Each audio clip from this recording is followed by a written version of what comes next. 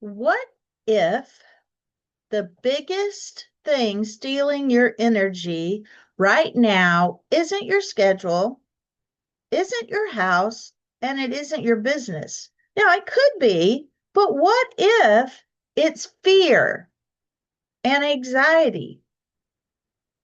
Now, I will explain. But today, this is Carrie with Fullerton Professional Organizing, and today we're talking about something many strong, capable, and responsible people carry but rarely name: fear and anxiety. Now, it looks like love for God. It sounds responsible. It even feels spiritual. But underneath, anxiety is running the show.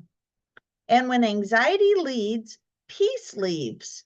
So in this video, I'm going to show you what fear and anxiety actually looks like in a daily life, why it is so exhausting, and simple ways to start replacing it with steady trust. Now, if you have this type of fear and anxiety, then this is for you.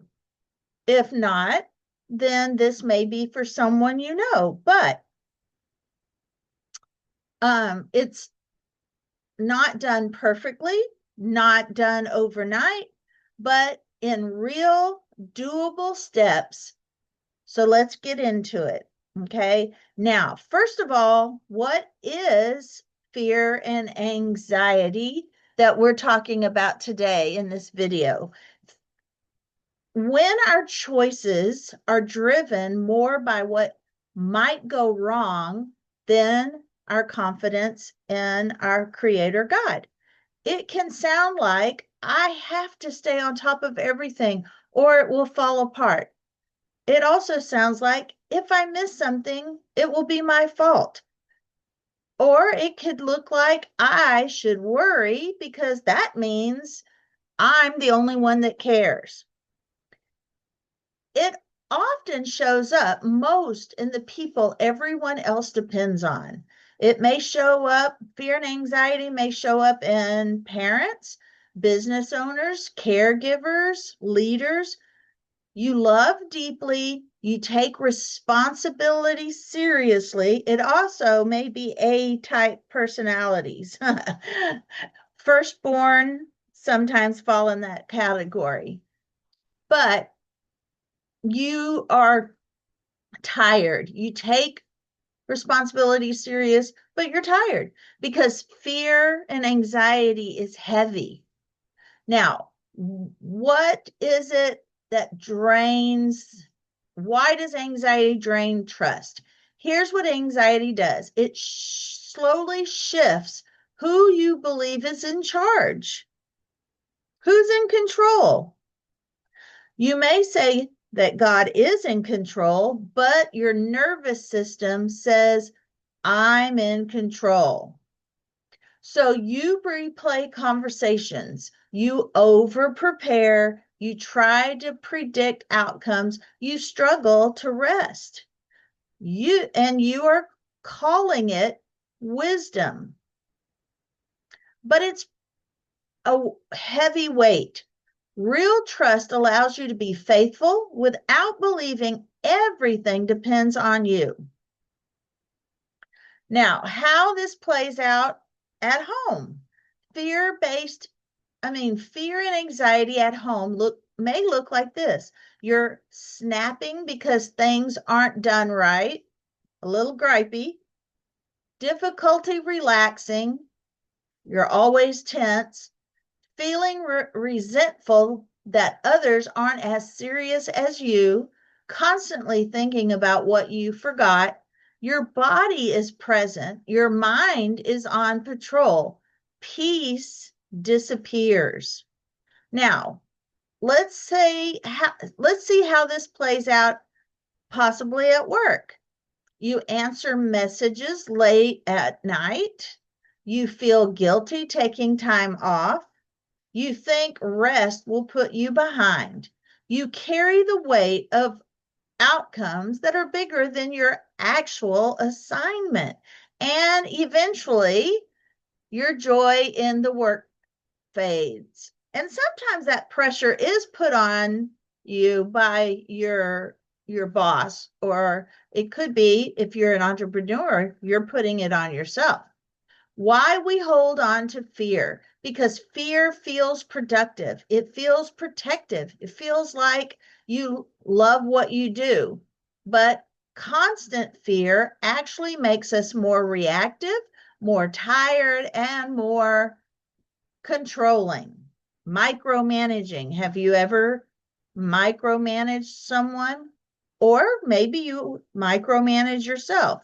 What it can, and it can strain, sorry, it can strain relationships, because if you're stressed, you're going to also want everybody else to be stressed with you. Now, what trust actually looks like, and I'm still learning this myself. Trust doesn't mean doing nothing. It means doing your part. We are seed planters. We are teachers. We are, it just doesn't all depend upon us. It means doing your part and releasing what is not yours.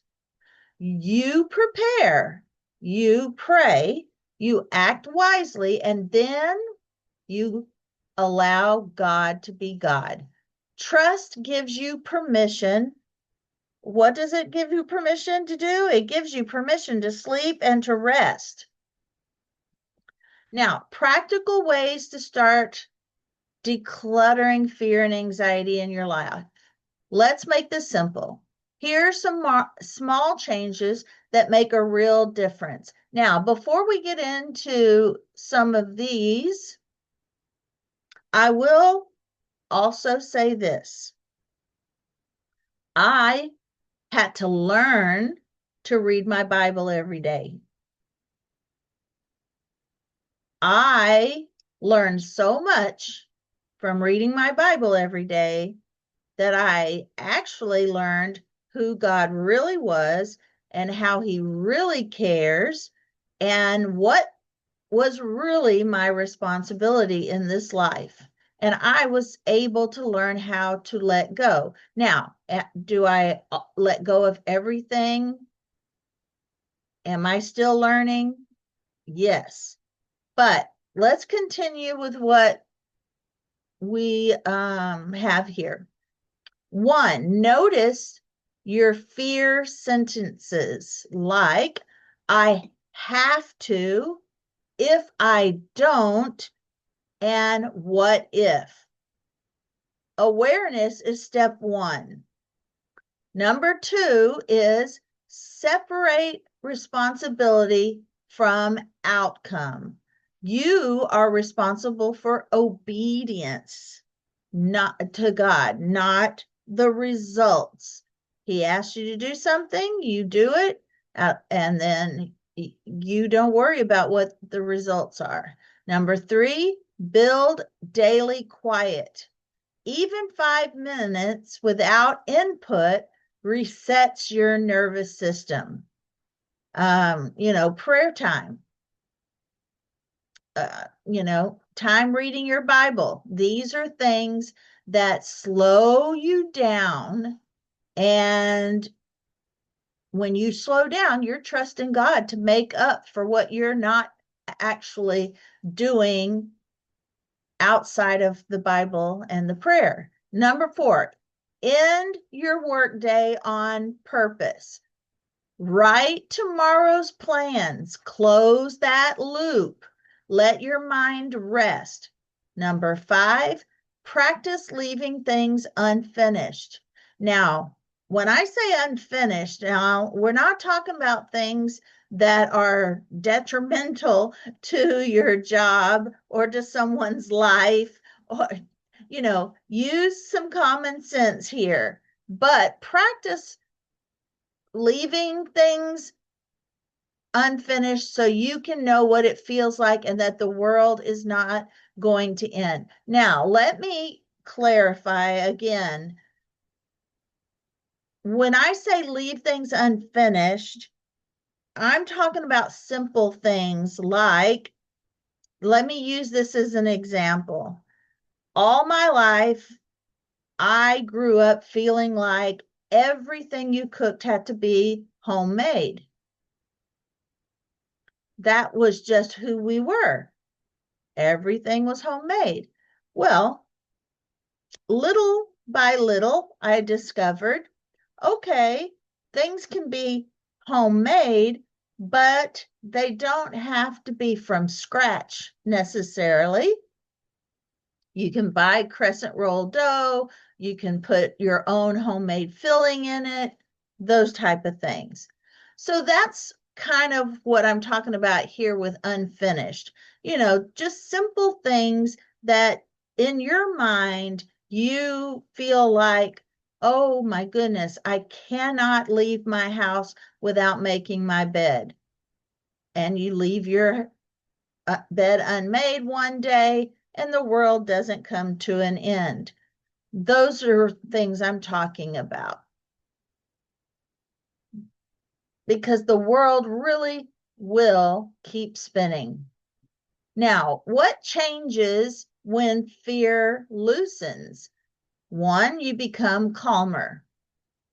You become more patient, more available emotionally. You start leading from steadiness instead of urgency, and people feel safe around you. Here's another thing that you can leave unfinished is maybe you are not, maybe you leave your clothes unfolded. Maybe you hang everything up instead of folding it. Or maybe you have enough space to just lay things flat and not, or maybe you don't, you buy clothes that don't have to be ironed and you don't iron.